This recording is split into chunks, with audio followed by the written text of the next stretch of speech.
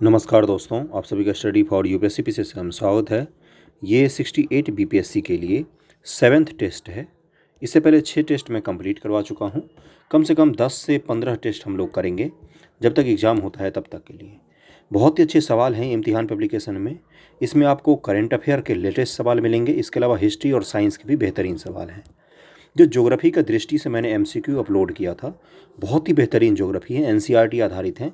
उनको जाके ज़रूर देखिएगा, नहीं देखा है तो देखना, जाके कल ही परसों अपलोड हुआ है। और भी उसके वीडियो आएंगे। ज्योग्राफी के सवाल आपको इसी लेवल के पूछे जाएंगे आने वाले एग्जाम में। ओके, तो तैयारी क्यों ना हम उसी लेवल का करके जाएं। पहला सवाल है और 140 सवाल को आपको अटैम्प्ट करना है, आंसर लिखना है, फिर आपको चेक करना है कितने सही हुए कितने गलत हुए, नेगेटिव मार्किंग के साथ। जो सवाल नहीं आए उसको छोड़ के आगे बढ़ते जाना है। पहला है कि वर्तमान भारत के महान्यायवादी कौन है। पहले का आंसर हो जाएगा आर वेंकट रमनी। आर वेंकट रमनी ये भारत सरकार के वकील होते हैं, महान्यायवादी। अगला है कि अमेरिकी ओपन टेनिस 2002 टूर्नामेंट के 2022 होगा, टूर्नामेंट के पुरुष एकल स्पर्धा में कार्लोस अल्काराज स्पेन ने किसे हराकर खिताब जीता। 2022 होगा यहाँ पर। दूसरे का आंसर क्या हो जाएगा, ये कैस्पर रूड नॉर्वे को हराया था। किसने? कार्लोस अल्काराज, स्पेन के खिलाड़ी है इसने। अगला है कि वर्ष 2020 के दादा साहेब फाल्के पुरस्कार से सम्मानित किया गया था किसको। तीसरे का आंसर हो जाएगा आशा पारेख को सम्मानित किया गया था। मानव विकास रैंकिंग 2020 के संदर्भ में असत्य कथनों की पहचान कीजिए। तो चौथा सवाल क्या है, इसमें थोड़ा सुधार कर देता हूँ। यहाँ पर 2022 लिखा हुआ है कि एचडीआई रैंकिंग, जो ह्यूमन डेवलपमेंट रैंकिंग होता है, ये 2022 के हिसाब से आपको कथन का जवाब देना है। ओके, मैंने इसको रीचेक कर लिया है, यहाँ पर 2020 गलत मिसप्रिंट है। तो इसका आंसर क्या हो जाएगा, इसके बारे में पहचान करना है आपको, असत्य कथन की। तो चौथे का आंसर दिया हुआ है कि इसका आंसर ई हो जाएगा कि सारे स्टेटमेंट सही हैं। इसमें भारत को 132वां स्थान मिला है। यह सूचकांक मानव विकास से संबंधित 3 पहलुओं स्वास्थ्य, शिक्षा और रहन सहन के आधारित होता है। इस सूचकांक भारत की एचडीआई वैल्यू 0.633 है और संयुक्त राष्ट्र विकास कार्यक्रम द्वारा इसे 1990 से प्रतिवर्ष जारी किया जाता है, यानी कि यह आंसर हो जाएगा इसका। ओके, निम्नलिखित में से किन्हें साहित्य के क्षेत्र में वर्ष 2022 का नोबेल पुरस्कार से सम्मानित किया गया। तो 5 का आंसर क्या हो जाएगा, बी.एन.ई. एर्नास को सम्मानित किया गया साहित्य के क्षेत्र में नोबेल से, और ये फ्रांस के लेखक हैं। इस चीज़ को जरूर ध्यान में रखना, फ्रांस के लेखक हैं। ब्राज़ील के वर्तमान राष्ट्रपति चुनाव में किस राजनेता ने जीत हासिल की है। तो मैंने पिछले लेक्चर बताया था कि लुइज झाजियो लूला दा सिल्वा। लूला नाम जरूर याद रखना, ये ब्राज़ील के नए राष्ट्रपति बने हैं। अगले सवाल पर चलते हैं कि भारत की पहली वाणिज्यिक स्पेस सिचुएशन अवेयरनेस वेधशाला कहाँ स्थापित की जा रही है। ये स्थापित की जा रही है कहाँ पर, ये गढ़वाल में स्थापित की जा रही है। सी आंसर हो जाएगा। 8 नंबर सवाल पर चलते हैं कि अंतर्राष्ट्रीय ओजोन पटन संरक्षण दिवस 2022 की थीम क्या थी। तो 8 का आंसर क्या हो जाएगा, इस बार का थीम था कि मॉन्ट्रियल प्रोटोकॉल @35 पृथ्वी पर जीवन की रक्षा के लिए वैश्विक सहयोग। मॉन्ट्रियल प्रोटोकॉल किससे संबंधित आपको पता ही होगा, ये ओजोन क्षरण से संबंधित है, ओजोन के क्षरण को रोकने से संबंधित है मॉन्ट्रियल प्रोटोकॉल। इस चीज़ को जरूर ध्यान रखना। और 16 सितंबर को ओजोन दिवस के रूप में मनाया जाता है, ये भी पूछ चुका है बीपीएससी। पीएम श्री के बारे में निम्नलिखित में से कौन सा कथन सत्य है। इसे prime minister school for rising India के रूप में भी जाना जाता है। यह केंद्र प्रायोजित योजना है। इसके अंतर्गत राष्ट्रीय शिक्षा नीति 2020 के प्रमुख तत्वों को परिलक्षित करने वाले 14,500 विद्यालयों को सारे देश में पुनर्विकसित किया जाएगा। तो 9 का आंसर क्या हो जाएगा कि बिल्कुल सही, तीनों ही स्टेटमेंट सही हैं इसके। तो तीनों किसी में दिया है, नहीं दिया है, तो इसका आंसर ई हो जाएगा। एजुकेशन टाउनशिप बनाने वाला भारत का पहला राज्य कौन बन गया है। 10 का आंसर हो जाएगा सी, उत्तर प्रदेश है ये। HTT क्या है, HTT के बारे में पूछा गया आपसे। तो एक प्रशिक्षक विमान है ये। क्या है, एक प्रशिक्षक विमान होता है, ट्रेनी एयरक्राफ्ट होते हैं। हिंदुस्तान टर्बो ट्रेनर एक बेसिक ट्रेनर प्लेन है। क्या नाम है इसका, हिंदुस्तान टर्बो ट्रेनर। और इसको किसने बनाया है, हिंदुस्तान एरोनॉटिक्स लिमिटेड ने विकसित किया है इसको। एशिया का सबसे बड़ा कॉम्प्रेस्ड बायोगैस प्लांट, ये कॉम्प्रेस्ड होगा, किस जगह राष्ट्र को समर्पित किया गया है। तो 12 का आंसर क्या हो जाएगा, ए, संगरूर में बनाया गया है इसको। पंजाब के संगरूर में ये बनाया गया है एशिया का सबसे बड़ा कॉम्प्रेस्ड बायोगैस प्लांट। किस केंद्रीय मंत्रालय के तहत 600 प्रधानमंत्री किसान समृद्धि केंद्र शुरू किए गए हैं। तो 13 का आंसर हो जाएगा किसान समृद्धि केंद्र रसायन और उर्वरक मंत्रालय के तहत शुरू किया गया है। देश में हिंदी पर पहला MBBS कोर्स किस स्थान पर शुरू किया गया है? तो ये भोपाल में शुरू किया गया था। 14 का आंसर ए हो जाएगा। MP में MBBS की पढ़ाई अब हिंदी में भी हो सकती है। निम्नलिखित में कौन सी भारत में विकसित विनिर्मित और कोविड से बचाव की पहली एकमात्र इंट्रानेजल वैक्सीन है? नेजल वैक्सीन समझते हो कि नेजल ड्रॉप भी कई लोग लेते हैं जिनको नाक बंद की समस्या होती है। तो नेजल वैक्सीन मतलब नाक के थ्रू दिया जाने वाला वैक्सीन होता है। ओरल वैक्सीन कौन सा होता है? जो मुंह के थ्रू दिया जाता है, जैसे पोलियो आपने पिया होगा तो ओरल वैक्सीन होता है। अभी जो कोविड के लिए लगवाया होगा मैक्सिमम लोगों ने, वो आपको सिरिंज से दिया गया था, और ये नेजल है, नाक के थ्रू दिया जाएगा। तो इसका नाम क्या है? इसका नाम है इनकोवैक। बीबी लाल जिनका हाल ही में निधन हो गया के बारे में असत्य कथन की पहचान कीजिए। तो इसका आंसर क्या हो जाएगा? मैं डायरेक्ट आंसर पर जाऊंगा कि वर्ष 2000 में उन्हें पद्मश्री सम्मान मिला था, ये गलत है। तो क्या है पहला? कि वह एक प्रसिद्ध पुरावेत्ता थे, बिल्कुल सही। अयोध्या में बाबरी ढांचे के नीचे राम मंदिर साक्ष्य खोजने में उनकी अहम भूमिका थी।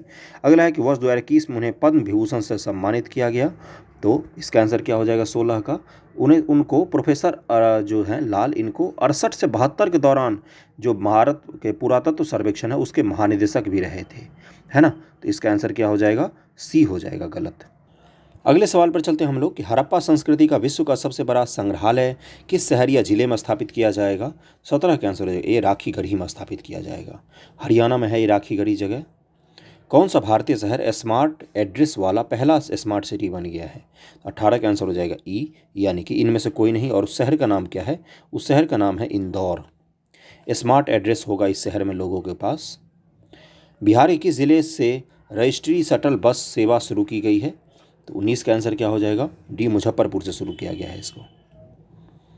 और ये क्या है? इसके बारे में लिखा है कि बिहार के लोगों को उनके ज़मीन, फ्लैट, दस्तावेज को पंजीकृत करने में मदद के लिए रजिस्ट्री शटल बस सेवा का शुरू की गई है। इसकी शुरुआत सबसे पहले पटना और मुजफ्फरपुर में हुई है।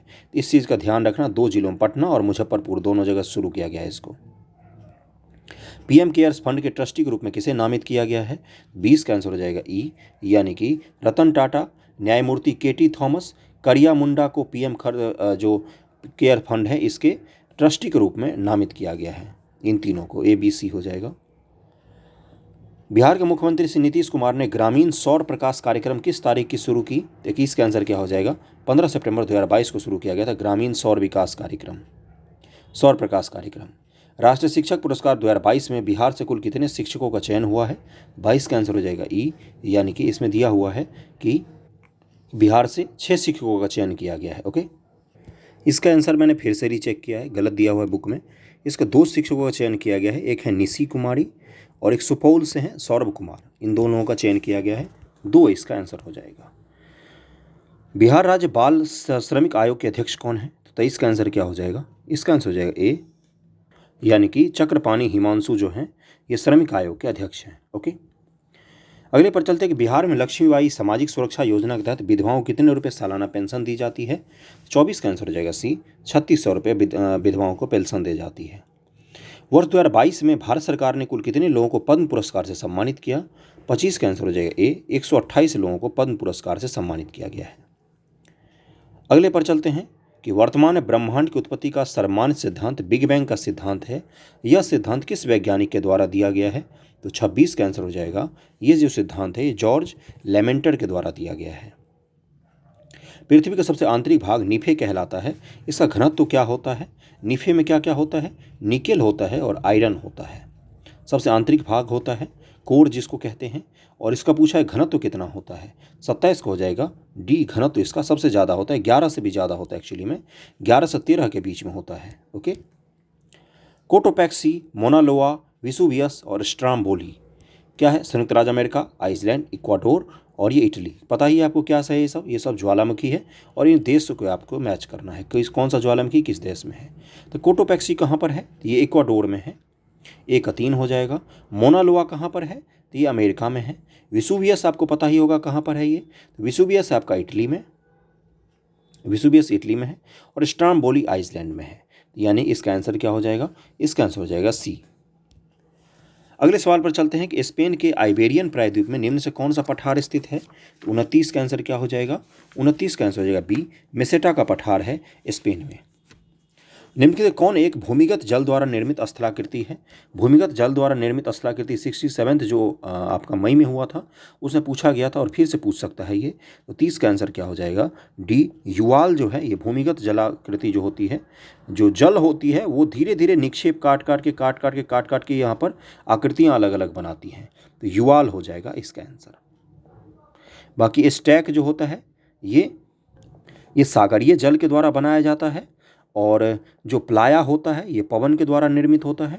ड्रमलिन तो आपको पता ही होगा हिमानी के द्वारा बनाया जाता है। भारत के सूती वस्त्र उद्योग के संदर्भ में निम्न से कौन सा कथन असत्य है? तो 31 का आंसर क्या हो जाएगा? इसका आंसर हो जाएगा, मैं डायरेक्ट आंसर पर जाता हूँ, आप वीडियो पॉज कर कीजिए। सी, तमिलनाडु में सूती मिलों के विकास का मुख्य कारण कलपक्कम परमाणु संयंत्र से मिलने वाली सस्ती बिजली नहीं।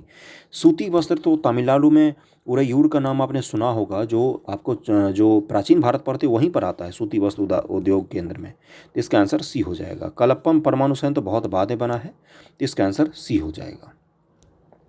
कपास बहुतायत में है वहाँ पर, इसलिए भी वहाँ पर उत्पादन ज़्यादा होता है सूती वस्त्रों का।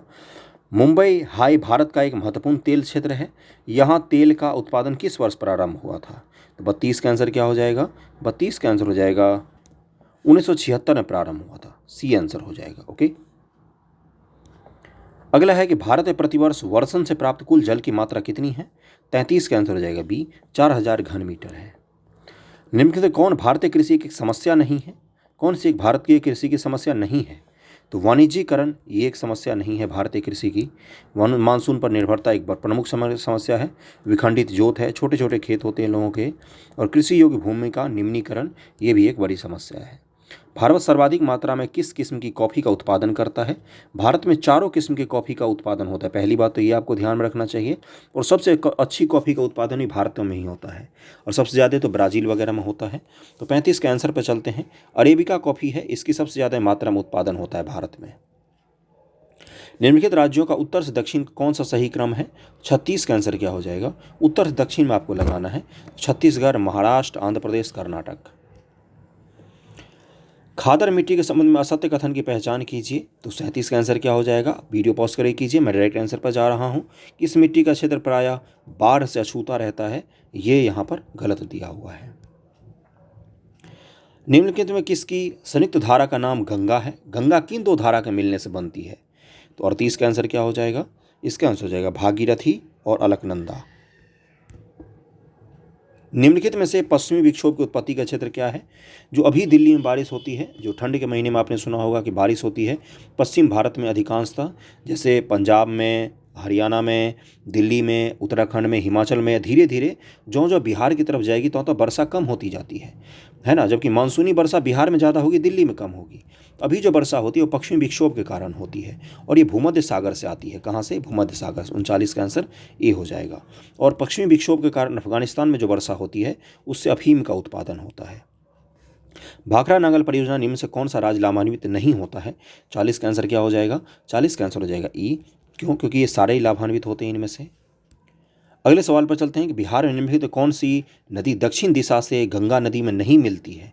नहीं मिलती है, ये पूछा गया है आपसे। तो 41 का आंसर हो जाएगा सी, बलान जो है वो तो ऊपर से आती है बह के। निम्नलिखित में बिहार का कौन सा जिला झारखंड का सीमावर्ती नहीं है? तो 42 का आंसर हो जाएगा ए, जहानाबाद जो है ये झारखंड का सीमावर्ती जिला नहीं है। निम्न से कौन सी एक बिहार की नकदी फसल नहीं है? 43 का आंसर हो जाएगा बी, सरसों जो है ये बिहार की नकदी फसल नहीं है। बाकी गन्ना, तंबाकू, मेस्ता ये तीनों नकदी फसल में है। बिहार में टाटा कंपनी का फुटवियर बनाने का बड़ा कारखाना स्थित है कहाँ पर? 44 का आंसर क्या हो जाएगा? 44 का आंसर दिया हुआ है ई, यानी कि बिहार में दीघा, पटना और मोकामा दोनों स्थान पर है। पटना में भी है, मोकामा में भी है टाटा का फुटवियर का कंपनी। परमार डॉल्फिन अभयारण्य बिहार के किस जिले में स्थित है? 45 का आंसर हो जाएगा सी, अररिया में स्थित है ये। तिनकठिया व्यवस्था के संबंध में असत्य कथन की पहचान कीजिए। तिनकठिया व्यवस्था आपको पता होगा, चंपारण सत्याग्रह अगर आपने डिटेल में पढ़ा होगा कि 20 कट्ठा मिलाकर कितना होता है? 1 बीघा होता है ज़मीन अपने यहाँ। तो 20 कट्ठा में से 3 कट्ठा पर तो आपको नील की खेती करनी पड़ेगी, ये भी पूछा था, तो इस चीज़ को भी ध्यान रखना। 3 कट्ठिया प्रथा के बारे में असत्य कथन अब आपको चुनना है। तो 46 का मैं डायरेक्ट आंसर पर जाऊंगा कि वर्ष 1909 में 3 कट्ठिया व्यवस्था में सुधार की कोशिश की गई थी, ये यहाँ पर गलत दिया हुआ है। ये 1908 में सुधार करने की एक बार कोशिश ज़रूर की गई थी।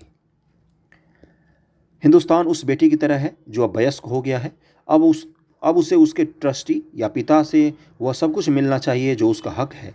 स्वतंत्रता आंदोलन में यह कथन किस राजनेता का है? तो ये कथन किसने दिया था? तो ये दिया था बाल गंगाधर तिलक जी ने। सी आंसर हो जाएगा इसका।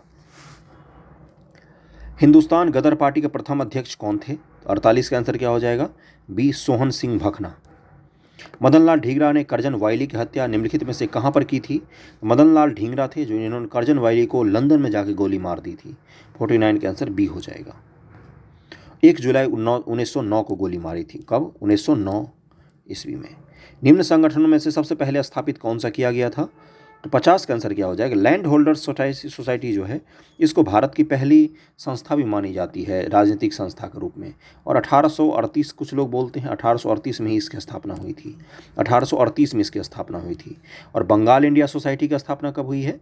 1843 में हुई है। और ब्रिटिश इंडिया एसोसिएशन की स्थापना 1851 में हुई है बंगाल में। और बॉम्बे एसोसिएशन 1852 ईस्वी में हुई है। इस चीज़ को ध्यान रखना। राजनीतिक नाटक भारत दुर्दशा के लेखक कौन है? ये आपको पता होगा, सभी को पता होगा ना ये चीज़ है भारतेंदु हरिश्चंद्र जी ने लिखा था ये। और आरसी दत्त जी का बुक का क्या नाम है? इनका एक नाटक है समाज। ओके, आगे बढ़ते हैं बाकी लोगों का। 1928 में कांग्रेस के अंदर एक प्रभावशाली गुट इंडिपेंडेंस फॉर इंडिया लीग की शुरुआत किस राजनेता ने की थी? 1928 ईस्वी में शुरुआत हुई थी कांग्रेस के अंदर ही। 52 का आंसर क्या हो जाएगा?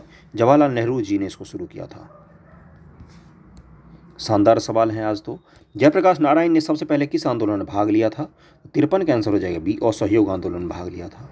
और चैनल पर नए हैं तो आप सब्सक्राइब जरूर कीजिए और ज्वाइन कीजिए चैनल को जितना ज़्यादा हो सके।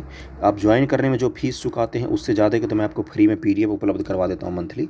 आपको पर्सनल गाइडेंस मिल जाएगा ज्वाइन करने पर, ये आपको लाभ मिलता है। तो 53 का आंसर असहयोग आंदोलन हो जाएगा।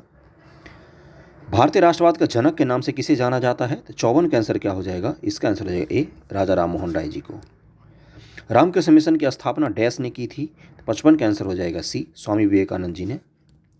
सांप्रदायिक निर्वाचक के जनक के रूप में किसे जाना जाता है? तो लॉर्ड मिंटो को जाना जाता है। पहली बार 1909 ईस्वी में सांप्रदायिक जो निर्वाचन प्रणाली को लाया गया था उस समय लॉर्ड मिंटो ही है। निम्नलिखित विद्रोहों को कालक्रमों के अनुसार सही क्रम में चयन करना है और कालक्रम के हिसाब से इनको लगाना है। 57 का आंसर क्या हो जाएगा? इसका सबसे पहले हो जाएगा पाइका विद्रोह, उसके बाद से हो जाएगा बघेरा विद्रोह, उसके बाद से हो जाएगा आपका अहोम विद्रोह और फिर हो जाएगा कुका विद्रोह। तो 2 1 3 4 इसका आंसर होना चाहिए। और पाइका विद्रोह का कार्यकाल क्या है? 1817 है। बघेरा विद्रोह का क्या है? 1818 है। उसके बाद अहोम विद्रोह का क्या है? अहोम विद्रोह है 1828 1828। और कुका विद्रोह का क्या है? 1840 ईस्वी है, इसलिए इसका आंसर बी हो जाएगा। सुभाष चंद्र बोस के राजनीतिक गुरु कौन थे? तो ये थे आपका चित्तरंजन दास। अब महात्मा गांधी जी के कौन थे? तो ये थे आपके गोपाल कृष्ण गोखले जी। किस घटना के बाद महात्मा गांधी ने कहा था कि ऐसी सरकार सम्मान की हकदार नहीं है जो अपने अधीन लोगों की स्वतंत्रता को बेहद सस्ता समझती है? तो 59 का आंसर हो जाएगा जलियांवाला बाग नरसंहार के बाद गांधी जी बिल्कुल बिफर गए थे और उन्होंने ऐसी बात कही थी। 1857 क्रांति की देशव्यापी शुरुआत के लिए कौन सा तिथि निर्धारित की गई थी? तो 60 का आंसर क्या हो जाएगा? 31 मई 1857 ईस्वी निर्धारित की गई थी। अगले सवाल पर चलते हैं हम लोग कि शाह आलम द्वितीय और अंग्रेजों के बीच संधि के अंतर्गत निम्न से कौन सा निर्णय शामिल नहीं था? वीडियो पॉज कीजिए, क्वेश्चन अटेम्प्ट कीजिए इसके। 61 का आंसर हो जाएगा ई, यानी कि इसमें जितने हैं ये सब शामिल थे। शाह आलम द्वारा ईस्ट इंडिया कंपनी को बंगाल, बिहार और उड़ीसा की दीवानी प्रदान की गई, बिल्कुल सही। शाह आलम को वार्षिक 26 लाख रुपए का भुगतान करना निर्धारित किया गया, ये भी सही है। मुगल शासक प्रशासनिक कार्य को पूरा करने के लिए कंपनी को 53 लाख रुपये देने के लिए सहमत हो गया। और अगला है कि अंग्रेजों को बंगाल के राजस्व पर पूर्ण अधिकार प्रदान किया गया, यानी कि सारे के सारे ही सही है। बिहार में पहले आर्य समाज मंदिर की स्थापना निम्न से किस स्थान पर हुआ था? 62 का आंसर हो जाएगा डी, दानापुर में इसकी स्थापना की गई थी। बिहार में खुदीराम बोस ने किस वर्ष मुजफ्फरपुर में जिला जज की हत्या का प्रयास किया था? इसका आंसर हो जाएगा बी, 1908 ईस्वी में किया था। खुदीराम बोस और प्रफुल्ल चाकी की कहानी मिलेगी आपको, यूट्यूब पर ही सर्च करना। BBC हिंदी के विवेचना कार्यक्रम में एक आया था कहानी, बहुत ही बेहतरीन है, बहुत ही बेहतरीन। कितने क्रांतिकारी लोग थे ये आपको पता चल जाएगा। आप जिस उम्र में हैं उससे बहुत पहले फांसी पर चढ़ चुका था ये नवयुवक। ताना भगत आंदोलन का नेतृत्व निम्न से किसने किया था? तो 64 का आंसर क्या हो जाएगा? 64 का आंसर हो जाएगा ये, जतरा भगत ने किया था। ऊपर वाले का मैंने आंसर तो बताया था ना कि खुदीराम बोस ने किस वर्ष मुजफ्फरपुर में जिला जज की हत्या का प्रयास किया था? तो 1908 में किया था। ओके, अगले पर चलते हैं कि स्वतंत्रता संघर्ष के दौरान बिहार में पूरे उत्साह के साथ पहली बार स्वतंत्रता दिवस मनाया गया। 65 का आंसर हो जाएगा। 26 जनवरी 1930 को आधे भारत के लोगों ने समझ लिया कि हम स्वतंत्र हो गए हैं। निम्न से कौन बिहार के होम रूल लीग से संबद्ध नहीं था? तो 66 का आंसर क्या हो जाएगा? ई, यानी कि इसके अध्यक्ष मौलाना मजरूल हक थे, उपाध्यक्ष सरफराज हुसैन खान थे और पूर्णेंदु नारायण सिंह थे। तो यानी कि ये दोनों तो होंगे ही होंगे। इसका आंसर ई हो जाएगा। ओके। और पूछा कौन नहीं थे संबद्ध, तो इनका भी नाम दिया हुआ है इसमें कि चारों के चारों ही संबद्ध थे। इसमें जो आंसर दिया हुआ है, वैसे मुझे लग रहा है कि डी इसका आंसर होना चाहिए था, लेकिन इसमें दिया हुआ है ई आंसर, यानी कि सारे संबद्ध थे। एक बार इसको रीचेक करना। मेरे हिसाब से इसका आंसर डी होना चाहिए। बिहार विद्यार्थी परिषद के हजारीबाग अधिवेशन से कौन सी महिला क्रांतिकारी जुड़ी थी? 67 का आंसर हो जाएगा ए, सरला देवी जुड़ी हुई थी। बिहार के प्रथम भारतीय राज्यपाल कौन थे? 68 का आंसर हो जाएगा बी, सत्येंद्र प्रसाद सिन्हा। ये इस बार ही पूछा था। बिहार में व्यक्तिगत सत्याग्रह का संबंध किससे था? 69 का आंसर क्या हो जाएगा? इसका आंसर दिया हुआ है ई, यानी कि इसमें है कि सबसे पहले सत्याग्रही श्री कृष्ण सिंह जी थे, दूसरे सत्याग्रही अनुग्रह नारायण सिन्हा थे, और गौरी शंकर सिंह और प्रियमा देवी ये सब भी थे जो व्यक्तिगत सत्याग्रह से जुड़े हुए थे। तो इसका आंसर ई हो जाएगा। सरदार पटेल ने 1920 में बिहार के किस कॉलेज का दौरा किया था? तो 70 का आंसर हो जाएगा सी, भागलपुर कॉलेज का दौरा किया था। काव्य मीमांसा पुस्तक के लेखक कौन है? 71 का आंसर हो जाएगा सी, राजशेखर है। बाल रामायण भी इन्होंने लिखा है। राजशेखर बहुत बड़े विद्वान थे। बाल रामायण। चावल की खेती का सबसे पुराना प्रमाण किस स्थान पर मिलता है? तो 72 का आंसर क्या हो जाएगा? डी, कोल्डीहवा में। यूपी में भी एक जगह है जिसका नाम है लहुरा देव, यहाँ से भी मिला है हमें। वैसे इसके हिसाब से कोल्डीहवा होगा, कोल्डीहवा। ओके। गलत जोड़े का चयन कीजिए। हड़प्पा, सिंधु, सुतकांगेडोर, दस, बनावली, रंगोई, रंगपुर, मादर। तो 73 का आंसर क्या हो जाएगा? ए, हड़प्पा। हड़प्पा किस नदी के किनारे था? तो हड़प्पा रावी नदी के किनारे था। हड़प्पा रावी, ये ऐसे याद रखना। रावी नदी है के किनारे हड़प्पा था। सिंधु के किनारे मोहनजोदड़ो था, नदी है, और उसके किनारे की जगह थे वो। उत्तर मीमांसा के प्रवर्तक कौन है? ये भारत के जो दर्शन है उसी के दर्शन का पूछा है कि इसके प्रवर्तक कौन है इस दर्शन के। तो इसका आंसर क्या हो जाएगा? इसका आंसर दिया हुआ है 74 का, बदरायन। ऋग्वेद में किस नदी का उल्लेख नहीं है? तो 75 का आंसर क्या हो जाएगा? डी, नर्मदा नदी का उल्लेख बिल्कुल नहीं है ऋग्वेद में। और आपको पता है कि गौतम जो है, गौतम किस दर्शन के हैं ये भी मैं बता देता हूँ। तो न्याय दर्शन के हैं गौतम। और जैमिनी किस दर्शन के हैं? तो जैमिनी जी के दर्शन का नाम है पूर्व मीमांसा। मीमांसा ये दर्शन है, अलग अलग फिलॉसफी है। जैमिनी जी का, गौतम का है न्याय। और कपिल जी का दर्शन का नाम क्या है? तो सांख्य दर्शन के प्रवर्तक थे ये कपिल। ओके। बख्तियार खिलजी ने किसके शासनकाल में बंगाल पर आक्रमण किया था? इसका आंसर हो जाएगा सी, लक्ष्मण सेन के शासनकाल में। सेन वंश का शासक था। निम्नलिखित में कौन अलाउद्दीन खिलजी की नीति से संबंधित था? तो 77 का आंसर क्या हो जाएगा? ई दिया हुआ है, यानी कि घड़ी, खुद, खुम्स और भाग ये सभी उसकी नीति का हिस्सा था अलग अलग। और जो भाग, भू राजस्व, और घड़ी क्या था? ये दोनों कर था, ये दोनों कर थे। और खुम्स युद्ध के दौरान लूटा हुआ माल था, है ना। इसका आंसर ई हो जाएगा। दीवान कोही की स्थापना दिल्ली के किस शासक ने की थी? इसका आंसर हो जाएगा बी, मोहम्मद बिन तुगलक ने किया था। कृषि विभाग था ये। निम्नलिखित को कालक्रम रूप से व्यवस्थित कीजिए। 79 का आंसर। तो कालक्रम के हिसाब से व्यवस्थित करेंगे तो इसका आंसर डी दिया हुआ है। सबसे पहले संगम वंश, उसके बाद से कौन सा आ जाएगा? सुलभ वंश आया था, उसके बाद से तुलुब आया था, फिर अरविडू वंश सबसे अंत में आया था। शाहजहां के शासनकाल में कौन भारत नहीं आया था? 80 का आंसर क्या हो जाएगा? फ्रैंकोइल मार्टिन जो है ये शाहजहां के शासनकाल में नहीं आया था। बर्नियर और टैवर्नियर दोनों फ्रांसीसी और मनुची एक इतालवी शाहजहां के समय में आए थे। फ्रैंकोइल मार्टिन जो है ने पंडिचेरी में फ्रांसीसी मुख्यालय की स्थापना की थी, और ये इसके समय में भारत नहीं आया था। अगले सवाल पर चलते हैं हम लोग 81 नंबर पर, कि संसद के किस सदन का कोई सदस्य संविधान में वर्णित किसी अनर्हता से ग्रस्त है या नहीं, इस बारे में अंतिम फैसला किसका होता है? 81 का आंसर क्या हो जाएगा? इस बारे में अंतिम फैसला राष्ट्रपति लेते हैं। संसद के सदन में कोई सदस्य जो बैठा हुआ है वो अर्हता रखता है बैठने का कि नहीं रखता है, ये राष्ट्रपति जी अंत में फैसला लेते हैं। अगले सवाल पर चलते हैं कि कुछ अधिकार राज्य के प्राधिकार को सीमित कर देते हैं और इसलिए वे चरित्र में नकारात्मक होते हैं। इनमें से कौन से अनुच्छेद नकारात्मक प्रवृत्ति के हैं? कुछ ऐसे अधिकार आपको दिए गए हैं जिसके कारण भारत सरकार या राज्य सरकार के कारण राज्य सरकार के लिए वो निगेटिव होता है, मतलब कि राज्य सरकार और भारत सरकार के हाथ बंध जाते हैं। पूछा ऐसे कौन कौन से अधिकार हैं इनमें से, जो आपने सुना होगा, कानून के समक्ष समानता और कानूनों के समान संरक्षण, इसी दोनों की बात हो रही है। आपका पॉलिटी का थोड़ा सा क्वेश्चन है ये, तो इसका आंसर दिया हुआ है ई इनमें से। 82 का आंसर ई दिया हुआ है कि कुछ अधिकार राज्य के प्राधिकार को सीमित कर देते हैं, इसलिए वे चरित्र में नकारात्मक होते हैं, जैसे अनुच्छेद 14, 15(1), 16(2) और आर्टिकल 25 भी दिया हुआ है इनमें से। बाकी इसमें जो तीन है ये तीनों नकारात्मक होंगे राज्य के लिए। यानी कि स्टेट की बात हो रही है, बिहार की नहीं, स्टेट, भारत स्टेट की बात हो रही है।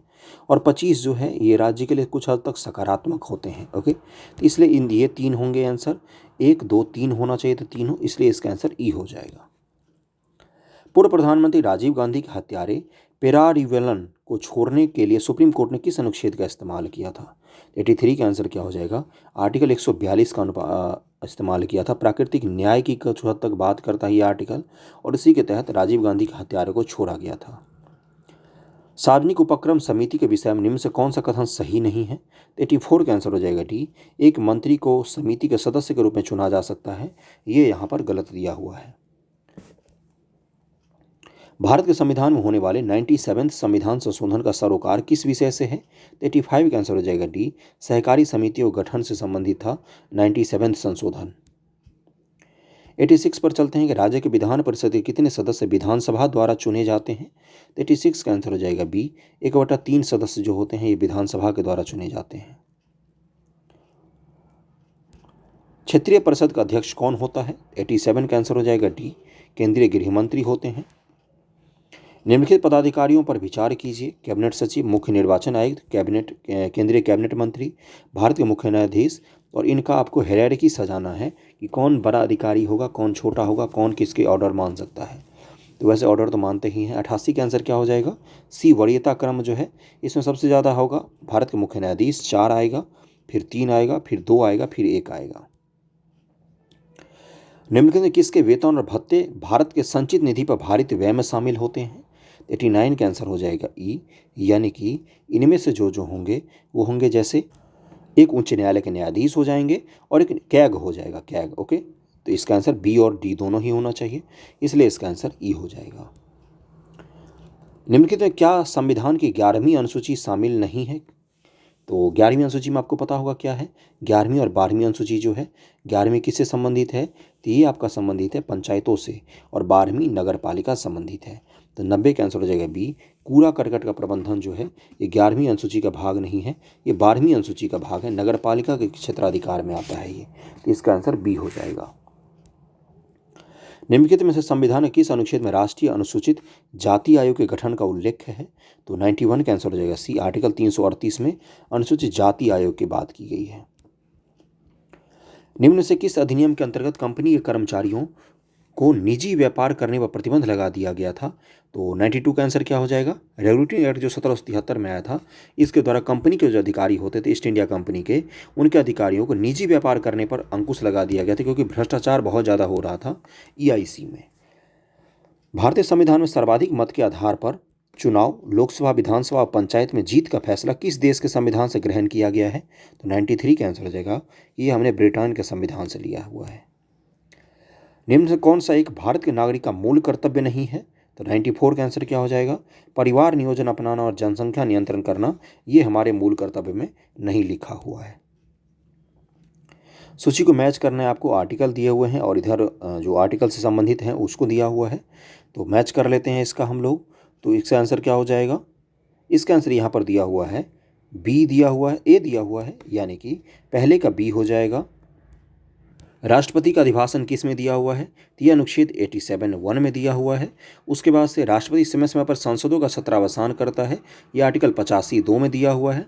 राष्ट्रपति लोकसभा को भंग कर सकता है, यह आर्टिकल 85(2) में दिया हुआ है, 2 के ख में। और भारत में संसद के किसी सदन के सत्रावसान परिणाम स्वरूप उसे लंबित विधेयक समाप्त नहीं होते, यह आर्टिकल 107 का भाग है। इसका आंसर ए हो जाएगा। अगले सवाल पर चलते हैं हम लोग कि हाइड्रोजन के समस्थानिक ड्यूटेरियम में क्या होता है? तो 96 का आंसर क्या हो जाएगा?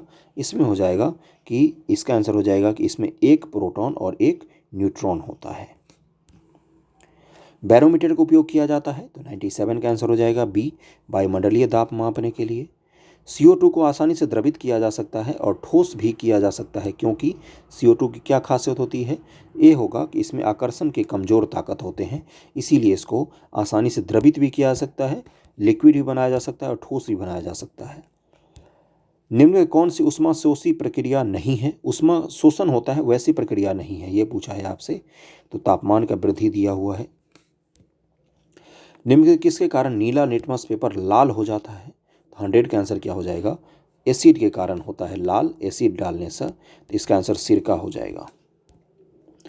निम्न से कौन सा धातु अयस्क है? 101 का आंसर क्या हो जाएगा? इसका आंसर हो जाएगा डी, गैलीना जो है ये धातु अयस्क है। गैलीना सबसे प्रचुर मात्रा में लेड मिनरल है। यह एक धात्विक सीसा ग्रे खनिज है जिसमें घनाकार और एक विशिष्ट उच्च घनत्व होता है। निम्न से कौन सा ऑक्साइड प्रकृति में अम्लीय है? 102 का आंसर क्या हो जाएगा? SO2 जो है ये ऑक्साइड की प्रकृति में अम्लीय होता है। जलीय जंतुओं और पौधों के जीवित रहने के लिए कितने pH की सीमा की आवश्यकता होती है? आपको पता ही है pH होता है, इसमें 7 से कम एसिड होता है, 7 से ज़्यादा बेस होता है। तो जलीय जंतु और पौधों के जीवित रहने के लिए कितना pH मान होना चाहिए? 103 का आंसर हो जाएगा बी, 7.5 दिया हुआ है, 6.5 से 7.5 के बीच में होना चाहिए, उदासीन होना चाहिए लगभग में। निम्नलिखित तत्वों में सर्वाधिक विद्युत ऋणात्मक कौन सा है? 104 का आंसर क्या हो जाएगा? D, fluorine. कैल्शियम या मैग्नीशियम सल्फेट के कारण पानी में अस्थायी कठोरता को दूर करने के लिए निम्नलिखित किस विधि का उपयोग किया जा सकता है? 105 का आंसर क्या हो जाएगा? जियोलाइट का प्रयोग किया जा सकता है। दाब की इकाई क्या है? 106 का आंसर क्या हो जाएगा? न्यूटन पर वर्ग मीटर। एक व्यक्ति एक संवेदनशील तराजू पर खड़ा है, यदि वह गहरी सांस अंदर लेता है तो तराजू की रीडिंग पर क्या प्रभाव पड़ेगा? तो इसका आंसर हो जाएगा बी, तराजू का रीडिंग जो है वो बढ़ जाएगा। व्यक्ति की गहरी सांस लेने से तराजू की रीडिंग बढ़ेगी, अर्थात तराजू द्वारा व्यक्ति का वजन अधिक दर्शाया जाएगा। 1 लीटर वायु का वजन 1.225 ग्राम होता है। न्यूटन का गुरुत्वाकर्षण से स्थिरांक का मान कितना है? तो 108 का आंसर क्या हो जाएगा? 6.67 इंटू 10⁻11, ये आपने पढ़ा होगा। यही है न्यूटन के गुरुत्वाकर्षण जो होता है उसका स्थिरांक का मान, जो आपने क्या है फार्मूला आपने पढ़ा होगा ना, F बराबर G into M1 M2 divide by R2। तो यहाँ पर G का जो मान होता है उसी की बात कर रहा है। यदि एक वस्तु का संवेग 3 गुना कर दिया जाए तो इसकी गतिज ऊर्जा कितनी होती है? तो 109 का आंसर हो जाएगा सी, मूल मान का 9 गुना तक बढ़ जाएगा गतिज ऊर्जा। काइनेटिक एनर्जी की बात कर रहा है ये। ओके, यदि एक साधारण लोलक पेंडुलम की लंबाई बढ़ा दी जाए तो इसका आवर्तकाल पर क्या प्रभाव पड़ता है? तो आपने पढ़ा होगा आवर्तकाल बराबर क्या होता है जो हम लोग पेंडुलम का निकालते हैं? 2π T बराबर 2π √L/G। तो G कांस्टेंट है, पाई का भी वैल्यू फिक्स है, यानी कि L है, L ही तो है जो सब कुछ करता है, L ही मात्र एक वेरिएबल है। तो 110 का आंसर क्या हो जाएगा? इसका आंसर हो जाएगा ए, बढ़ जाएगा इसका आवर्तकाल। अगला है कि निम्न से क्या तरंग की विशेषता नहीं है? तो 111 का आंसर हो जाएगा डी, माध्यम जो होती है ये तरंग की विशेषता नहीं होती है। तरंग दैर्घ्य, आयाम और आवृत्ति तरंग की विशेषता होती है। तरंग दैर्घ्य, आयाम और आवृत्ति तो विशेषता होती है, आपने माध्यम की विशेषता नहीं सुनी होगी। इनमें से कौन यांत्रिक ऊर्जा को विद्युत ऊर्जा में परिवर्तित कर देता है? यांत्रिक ऊर्जा को विद्युत ऊर्जा में, देखो इनपुट हम दे रहे हैं यांत्रिक, निकल रहा है उससे बिजली, तो वो कौन सा यंत्र होगा? इसका आंसर हो जाएगा बी, डायनेमो। अब मोटर में क्या होता है, हम इलेक्ट्रिसिटी देते हैं तो यांत्रिक एनर्जी मिलती है, मोटर घूमती है, जिससे फैन चलता है, जिससे मिक्सी चलता है, जिससे पानी ऊपर होता है, इन सब के लिए इनपुट तो इलेक्ट्रिसिटी होता है ना। इलेक्ट्रिक बल्ब में भरने हेतु निम्नलिखित किस गैस का प्रयोग किया जाता है? 113 का आंसर हो जाएगा डी, आर्गन और नाइट्रोजन गैस का। निष्क्रिय होते हैं ये। किसी परिपथ में विद्युत प्रवाह किसके द्वारा संभव होता है? 114 का आंसर हो जाएगा डी, इलेक्ट्रॉन की गति के द्वारा। इलेक्ट्रॉन की गति अगर इधर है तो इलेक्ट्रिसिटी इधर फ्लो करेगी, अपोजिट फ्लो करती है, आपको पता होगा, ये बेसिक साइंस है ये सब। तो यदि दो बिंदुओं के मध्य 3 कूलम का आवेश ले जाने के लिए किए गए कार्य की मात्रा 72 J है तो इन बिंदुओं के बीच विभवांतर क्या होगा? न्यूमेरिकल का सवाल दिया हुआ है, तो 115 का आंसर वैसे दिया हुआ है 24 वोल्ट हो जाएगा। अगला है कि निम्नलिखित कथनों पर विचार कीजिए। जेली रुदन का कारण अम्ल की अधिकता है, बहुत ही खराब हिंदी लिखा है। गन्ने के लिए सर्वाधिक अनुकूल जैव उर्वरक एसीटोबैक्टर है। नमकीन पानी में उगाए गए पौधे थैलोफाइट्स कहलाते हैं। सुसुप्ता अवस्था तोड़ने वाले हार्मोन साइटोकाइनिन है। 116 का आंसर क्या हो जाएगा? इसका आंसर हो जाएगा डी, 1, 2, 4, ये सही है। नमकीन पानी में उगने वाले जो होते हैं वो हेलोफाइट्स कहलाते हैं। क्या कहलाते हैं? हेलोफाइट्स। लौंग निम्नलिखित में से क्या है? 117 का आंसर क्या हो जाएगा? सी, कली है। ये जरूर कमेंट करके बताना कि इसके सवाल अच्छे हैं कि नहीं। मुझे तो सवाल बहुत ही अच्छे लगे, इसलिए चुन चुन के करके मेहनत करके लाना पड़ता है आपके लिए सेट, जाके घंटों दुकान में बिताना पड़ता है 2 सेट खोजने के लिए। 118 का पढ़ते हैं कि ग्रेगर जोहान मेडल को आनुवंशिकता का पिता कहा जाता है। जब मेडल ने एकल संकरण के तहत विशुद्ध लंबे और विशुद्ध बौने पौधे के बीच क्रॉस कराया तो पहली पीढ़ी में किस गुण से संपन्न पौधे प्राप्त हुए थे? तो सभी लंबे प्राप्त हुए थे। इतना 12.25 सवाल और आंसर इतना घटिया। निम्न के कौन एक यौन संचारित रोग नहीं है? 119 का आंसर क्या हो जाएगा? ई हो जाएगा, क्योंकि ये सारे ही जो हैं सुजाक, सिफिलिस, एड्स, ट्राइकोमोनास, ये सभी यौन संचारित रोग हैं। एनसीईआरटी अगर आपने पढ़ा होगा तो रोग वाला एक चैप्टर है, उसमें सब आपको मिल जाएगा। परासन नियम के प्रक्रिया शरीर में जल की उचित मात्रा बनाए रखती है। इस प्रक्रिया हेतु कौन सा अंग उत्तरदायी होता है? तो परासरण के लिए वृक्क उत्तरदायी होता है। डी आंसर हो जाएगा। अगले सवाल पर चलते हैं। निम्न से किसकी गुद्देदार पत्तियों में भोजन संचित रहता है? तो 121 का आंसर क्या हो जाएगा? ई हो जाएगा, यानी कि उपयुक्त में से कोई नहीं, एक से ज़्यादा इसका दिया हुआ है। प्याज और लहसुन की गुद्देदार पत्तियों में भोजन संचित रहता है। निम्न से किस पौधे को कायिक प्रबंधन तकनीक द्वारा नहीं उगाया जा सकता है? तो ये पपीता है, जिसको कायिक प्रबंधन तकनीक द्वारा उगाया नहीं जा सकता है। निम्न से कौन कृत्रिम पारिस्थितिक तंत्र का प्रतिनिधित्व करता है? 123 का आंसर हो जाएगा डी। फसल जो है ये कृत्रिम पारिस्थितिक तंत्र का प्रतिनिधित्व करता है। रक्त वर्ग की खोज कार्ल लैंडस्टीनर ने किया था। ब्लड ग्रुप की, वह कौन सा रक्त वर्ग है जिसमें कोई एंटीजन नहीं पाया जाता है? तो वो रक्त वर्ग है आपका ओ, इसीलिए ओ जो यूनिवर्सल डोनर होता है। अगला है 125 के निम्न से असत्य के मिलान की पहचान कीजिए। हैजा के सामने लिखा हुआ विब्रियो कॉलेरा, कोस्ट के सामने लिखा हुआ माइक्रोबैक्टीरियम लेप्री, और पीत ज्वार एडिस मच्छर, और स्वाइन फ्लू H5N1। तो कौन सा असत्य है इनमें से? 125 का आंसर हो जाएगा स्वाइन फ्लू जो होता है ये होता है H5N1, ये गलत दिया हुआ है। H1N1 वायरस होता है स्वाइन फ्लू। क्या होता है? H1N1। ओके, और बर्ड फ्लू जो होता है वो होता है H5N1। आगे बढ़ें। कंपनियों द्वारा बिना किसी शुल्क के कौन सा शेयर अपने कार्मिकों को उपलब्ध करवाया जाता है? तो इस शेयर को कहते हैं स्वेट शेयर। डिजिटल हस्ताक्षर सेवा ई साइन की औपचारिक शुरुआत किस वर्ष हुई थी? तो इसका आंसर हो जाएगा बी, 2005 में हुई थी। मसाला बॉन्ड के संदर्भ में निम्न कथनों पर विचार कीजिए। 128 का आंसर हो जाएगा डी। 1, 2, 3 तीनों ही सही हैं। मसाला बॉन्ड जारी करने वाला पहला राज्य जो है वो केरल है। यह एक ऋण पत्र होता है, बॉन्ड होता है। विदेश से जब पैसा लेना होता है तब मसाला बॉन्ड जारी किया जाता है, यह रुपया में जारी किया जाता है। तीनों ही कथन सही हैं। केंद्रीय बजट 2022-23 में रेलवे संबंधित निम्न कथनों पर विचार कीजिए। और तो 129 का मैं डायरेक्ट आंसर पर जाऊँगा। इसका 1, 2, 4, 3 इसमें से सही है कि स्थानीय व्यापार और आपूर्ति श्रृंखला को बढ़ाने के लिए स्टेशन एक उत्पाद संकल्पना की चलाया गया है। एक स्टेशन एक उत्पाद। 2022-23 में देशी विश्व स्तरीय प्रौद्योगिकी क्षमता और वृद्धि कवच के तहत रेल मार्ग नेटवर्क में 2000 किलोमीटर को जोड़ा जाएगा, ये भी सही है।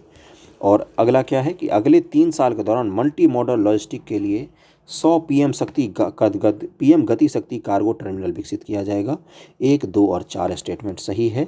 और यहाँ पर दिया हुआ है 500 वंदे मातरम, इसकी तरफ है 400 वंदे भारत ट्रेन चलाया जाएगा। 400 वंदे भारत रेलगाड़ी चलाया जाएगा अगले 3 वर्षों में, इसलिए चारों स्टेटमेंट को नोट करके रख लेना। अगले सवाल पर चलते हैं कि अग्निपथ योजना की शुरुआत किसके द्वारा की गई? 130 का आंसर हो जाएगा सी, राजनाथ सिंह जी के द्वारा। Very very important. भारत निर्धनों के खाद्य उपभोग और पोषण स्तर में सुधार लाने हेतु निम्न से कौन से कार्यक्रम को शामिल नहीं किया गया है? 131 का आंसर हो जाएगा डी। मनरेगा को उपभोग और पोषण के लिए नहीं है, ये तो रोजगार के लिए है मनरेगा। 132 है कि भारतीय रिजर्व बैंक निम्नलिखित उपकरणों में से किसके माध्यम से मौद्रिक नीति को लागू करता है? तो 132 का आंसर क्या हो जाएगा? ये तीनों ही हैं, बैंक दर, नैतिक प्रत्यक्ष और खुले बाजार की क्रिया जो है, इनके माध्यम से मॉनेटरी पॉलिसी को लागू किया जाता है। अगला है कि निम्न से कौन सा मद राजस्व व्यय के अंतर्गत शामिल नहीं है? 133 का आंसर हो जाएगा डी। ब्याज अदायगी राजस्व व्यय में शामिल नहीं होता है। नेक्स्ट है कि सकल घरेलू उत्पाद और सकल राष्ट्रीय उत्पाद में अंतर क्या है। मेरे जीडीपी जीएनपी वाला लेक्चर जरूर जाके करना, वेरी वेरी इंपॉर्टेंट। ये क्या लिखा हुआ है, जीडीपी लिखा हुआ है, जीएनपी लिखा हुआ है। 134 का आंसर क्या हो जाएगा, विदेशों से प्राप्त शुद्ध आय को अगर हम हटा देंगे इससे तो हमें जीडीपी से जीएनपी मिल जाता है। निम्न से कौन सी संस्था वैश्विक वित्तीय स्थिरता रिपोर्ट को जारी करती है। तो ये संस्था है राष्ट्रीय मुद्रा कोष। 135 का आंसर हो जाएगा बी। अगला है कि बिहार आर्थिक सर्वेक्षण 2022-23 के अनुसार भारत की प्रति व्यक्ति आय वर्ष 2020-21 में बिहार के प्रति व्यक्ति आय से कितना अधिक था। 136 का आंसर क्या हो जाएगा, इसका आंसर हो जाएगा बी, 36,104 रुपया अधिक था। 137 पर चलते हैं कि बिहार आर्थिक सर्वेक्षण 2022-23 के अनुसार प्रति व्यक्ति आय के मामले में नीचे से दूसरे स्थान पर कौन सा जिला था। 137 का आंसर हो जाएगा ए, अररिया जिला था नीचे से दूसरे स्थान पर, और सबसे नीचे था शिवहर, उसके बाद अररिया, उसके बाद सीतामढ़ी, फिर पूर्वी चंपारण, फिर मधुबनी। ये सब नीचे से टॉप का राज्य हैं, टॉप के जिले हैं जिनकी प्रति व्यक्ति आय सबसे कम है, और सबसे हाई था पटना का। और भारत की प्रति व्यक्ति आय कितनी है, पिछले सवाल में था 86,659 रुपये है। उसके तुलना में बिहार का कितना है, तो बिहार का है 50,555 रुपये। अगला है कि बिहार आर्थिक सर्वेक्षण 22-23 के अनुसार वर्तमान में शहरीकरण का प्रतिशत कितना है। आर्थिक सर्वेक्षण के हिसाब से ये सवाल पूछ चुका है, 15.3% है आर्थिक सर्वेक्षण के हिसाब से। बिहार बजट 2022-23 के तहत 7 निश्चय पार्ट 2 के लिए कितनी राशि दी गई है, तो इसका आंसर हो जाएगा बी, सी हो जाएगा 500 करोड़, 500 करोड़ सी हो जाएगा। और आज का आखिरी सवाल है कि वीडियो लाइक जरूर करना, वीडियो जहाँ भी हो सके शेयर जरूर किया कीजिए थोड़ा सा। 140 से बिहार बजट 2022-23 में कुल कितना व्यय अनुमानित है, तो इसका आंसर हो जाएगा ए, 2,37,691.19 करोड़ रुपये अनुमानित है। बाकी मैथ्स के सवाल आप हल कर लेना जो आपको PDF मिलेगा। थैंक यू सो मच आप सभी का।